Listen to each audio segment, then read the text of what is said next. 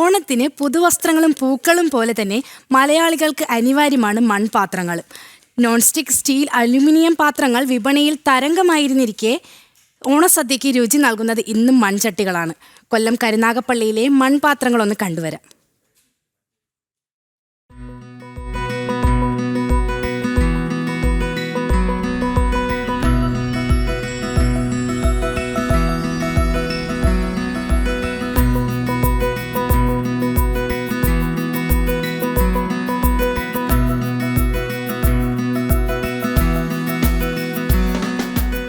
അവിയലും തീയലും പച്ചടിയും കാളനുമെല്ലാം അതിൻ്റേതായ സുഗന്ധത്തോടെയും രുചിയോടെയും പാചകം ചെയ്യാൻ വേണ്ടത് മൺചട്ടി തന്നെയാണ്. പഴയകാലത്ത് വീടുകളിലേക്ക് ഓണമെത്തിയിരുന്നത് പുതിയ മൺപാത്രങ്ങളിലൂടെയായിരുന്നു. കരുനാഗപ്പള്ളി മാർക്കറ്റിൽ തലമുറകളായി തുടരുന്ന മൺചട്ടി വ്യാപാരികൾക്ക് ഓണം വലിയ വരുമാന മാർഗമാണ്.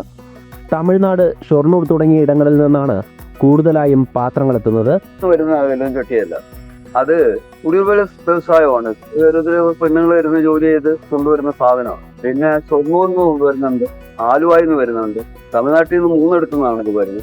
അതൊക്കെ വന്നു കഴിഞ്ഞാൽ എല്ലാ സാധനവും ശൂലമായിട്ട് കിട്ടും. കുംഭാര സമുദായത്തിൽപ്പെട്ട കുടുംബങ്ങളാണ് മൺപാത്രങ്ങൾ നിർമ്മിക്കുന്നത്. ഇടപ്പള്ളിയിൽ കറുപ്പിച്ചു കൊണ്ടുവരുന്ന കറുപ്പ് ചട്ടികൾക്കും ആവശ്യക്കാരേറെ. വില 50 മുതൽ 150 രൂപ വരെയാണ്. ഒരു കാലത്ത് ഉത്രാടത്തലേന്ന് കടകളിൽ തിരക്കേറിയിരുന്നു. ഇന്നും പുതിയ തലമുറ മൺപാത്രങ്ങളോട് പ്രിയം കാട്ടുന്നുണ്ട്.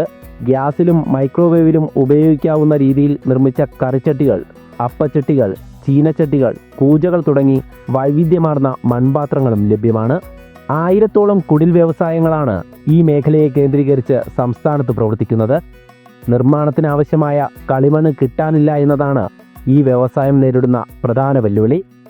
ജനം, കൊല്ലം.